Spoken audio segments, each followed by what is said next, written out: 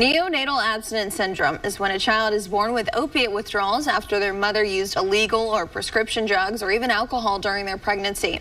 Now, that can ultimately have a lasting effect on the child throughout their lives, and sometimes without the proper care could even lead to death. Good evening. Thank you for joining us tonight. I'm Madeline Bierster. ABC Big 2's Rachel Hallam sat down with families affected by this disease and the programs in West Texas that are able to help those battling against it. This is a problem that continues to spread throughout the U.S., but more specifically here in the Permian Basin. Neonatal abstinence syndrome, or NAS, is a growing epidemic that to those in the community not affected by this directly may never know about. So to help spread awareness, I spoke with an Ector County mother with personal experience battling this, and also with those who are working to stop this problem as soon as possible. Of course, it's initially heartbreaking. We never want to see a child go through that, especially when it's something that's so out of their own control.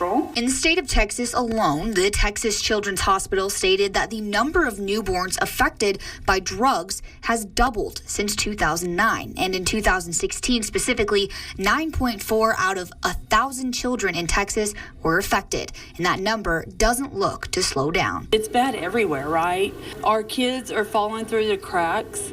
Or some of our adults are falling through the cracks. And if we, again, just had more, prevention and education in the forefront, then maybe afterwards we wouldn't need so much intervention.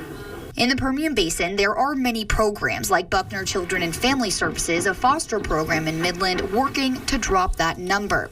Buckner's foster care and adoption supervisor, Jamie McIntosh, says they see these instances on a regular basis. We do see a lot with foster care and adoption that it is cyclical. So sometimes adults never learned how to parent or cope with their own emotional or maybe behavioral needs, and so they do result to using substances or coping with substances. And the Permian Basin Regional Council on Alcohol and Drug Abuse agrees this is a growing problem, and it starts in the home. Things happen in the home. It's a learned behavior, whether it's history that's just repeating themselves in the cycle, like you said, hasn't been broken. Substance abuse can result in many lasting effects, ranging from a cleft lip to long-term developmental issues. Behavioral problems, they can suffer developmental delays, they can struggle in school, they can have what's called fetal alcohol syndrome, which affects their overall development and their ability to relate to other people.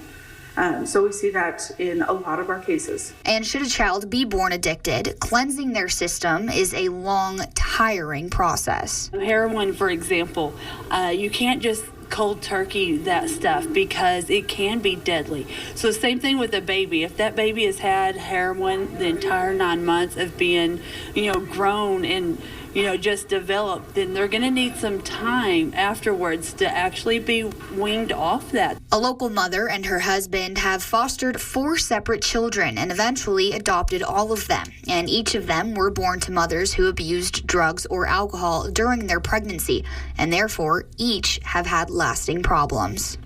It's frustrating. It's frustrating because I look at my children and I just wonder how.